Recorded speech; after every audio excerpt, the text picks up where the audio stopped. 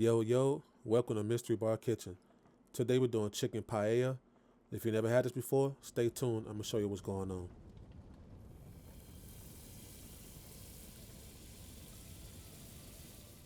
As usual, all the ingredients is here and they'll be listed in the recipe below in the description. All right. So the first thing you want to do is chop up all your vegetables, your onions, your garlic, whatever vegetables that you want to use. Go ahead and get those chopped up first. And then what I did first of all, I wanted to make my own chicken stock for the paella. So I chopped up the onions and I got up the chicken pieces that I got left over from all the chicken that I had cut up for the paella. The back, the neck, whatever I got left, I went ahead and put that in the pot. Then I got me some saffron to go ahead and add some color, give it some nice color to the broth. And then I went ahead and just put it on the stove, put it on the medium high heat, and I let that boil for maybe like an hour some change. While that's boiling, go ahead and cut up the rest of your vegetables. We got some onion and we got some red pepper. You can cut this up how you want to. I mean, it's going inside the rice anyway, but I went ahead and did like a regular rough dice, I guess you call this. And I did that with the onion and I did it with the pepper too. So go ahead and dice both of them up, put them to the side, and then move on to the next step. All right, the next thing you want to do is go ahead and grab your chorizo sausage.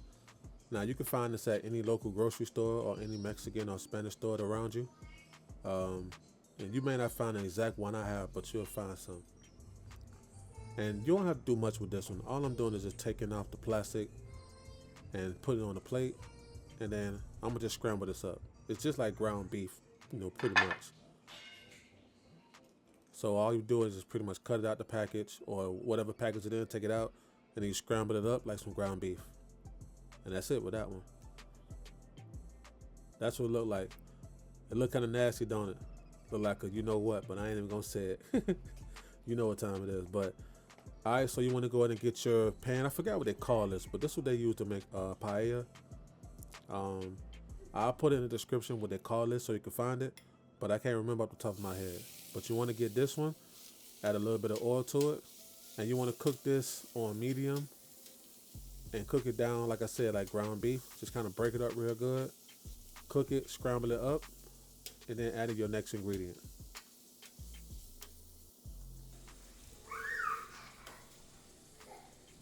All right, once you get it scrambled up, go ahead and add in your vegetables, your peppers, your onions. Go ahead and get that in there and give that a good mix. Cook everything down till it's translucent.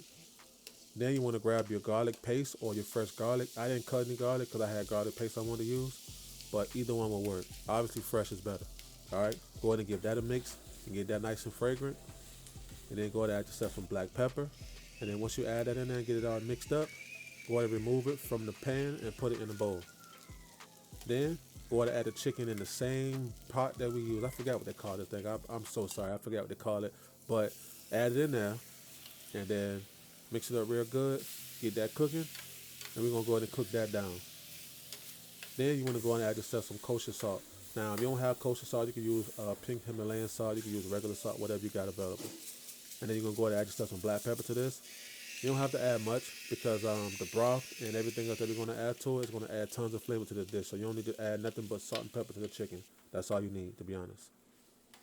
Once you get that chicken kind of pre-cooked, go ahead and remove that out of there. In that same skillet, add those vegetables and the sausage back in. Then add yourself some tomatoes. Now this is the canned tomatoes. You can go ahead and get yourself some fresh tomatoes and chop it up as well. But I just found some regular diced plain tomatoes. Then I went ahead and add some smoked paprika. I added some bay leaves. And then go ahead and give that a good mix. Man, I remember when I did this recipe right here, man. This thing tastes so good. It smelled so good in there. Like this process right here alone. You could put this over some rice by itself. It was fire, bro. All right, so what you want to do is you want to grab the rice and put the rice in and get that nice and toasted and mixed up. Now, this rice comes from Publix. It's like a Spanish-style rice. This is what they use to make paella with. I'll put this in the description as well in the recipe to let you know exactly what kind of rice I use. Once you get that nice and mixed up, go ahead and add the chicken in and then start introducing your broth in. Look how beautiful that broth look. Nice and yellow, nice and colorful. And that flavor, oh my God, because I boiled that chicken down till it started breaking apart in that pot. You heard me? Go ahead and add a little bit more to it if you need to make sure that you have enough liquid. And then make sure your eye is down to like a medium, low, medium kind of heat. Because one thing about this pot and one thing about this recipe, boy, this stuff will burn on you real quick. So you want to make sure that you have this kind of like a medium, low, medium heat. And then let it simmer. And then once it's done, go ahead and add your garnish to it and then plate them up. Now here's the thing too. What I noticed about this, if you look at the bottom of it once you cook it, it got like a little brown little coat, you know, the rice a little brown at the bottom. That's perfectly fine. That's tons of flavor. And I learned that with this dish, they love that. So don't get rid of it.